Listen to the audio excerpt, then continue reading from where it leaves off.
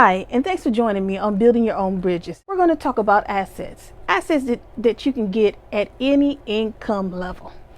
Go ahead and stick with me and I'll give you some examples of ways that you can attain these assets. So you're thinking that you have to make $1 million to be able to have an asset. That's not necessarily the case.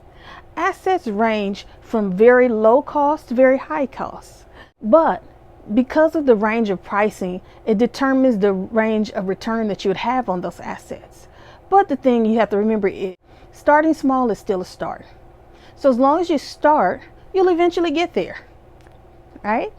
So if you stick with me, I'll go ahead and go over some of the assets that you can attain at any income. But first, let's go ahead and discuss what an asset is so that we're on the same page. An asset is something that adds value.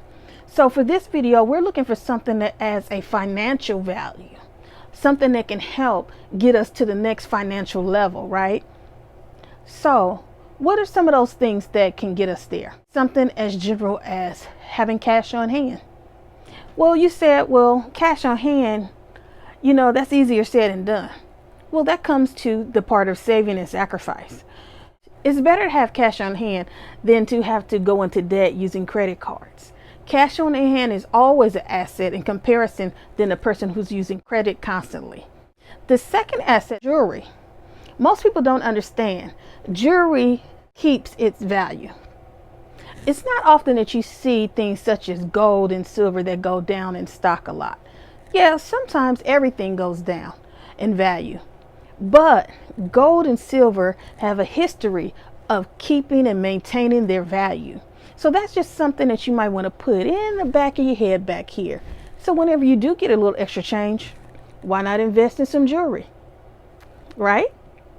Another asset that a lot of people don't know about is a retirement accounts. That's something that you probably heard your grannies or great grannies saying about saving your money for a rainy day. Well, come to find out, they were right. Those retirement accounts actually help to ensure a value to you and a future value for when you're older and you want to relax and be able to take the time out to do the things that you want to do. And a lot of times they have interest that's added to them, or even the companies, depending on the company you work for, they may also match what it is that you put into a certain percentage for your retirement account. So basically you have a value added because you're receiving free money from your company also. I want you guys to think about in terms of assets are CDs and bonds. Well, your state and local government have CDs and bonds that are available. Well, they might not get the largest percentage, of course not, but these are things that you can invest in. Sometimes you can ask your employer directly and they may even take the funds out of your check for a direct deposit. They may take them out in portions. They may take out a full amount. Also, you can contact your state and local government to find out which one of these bonds may be available directly through them.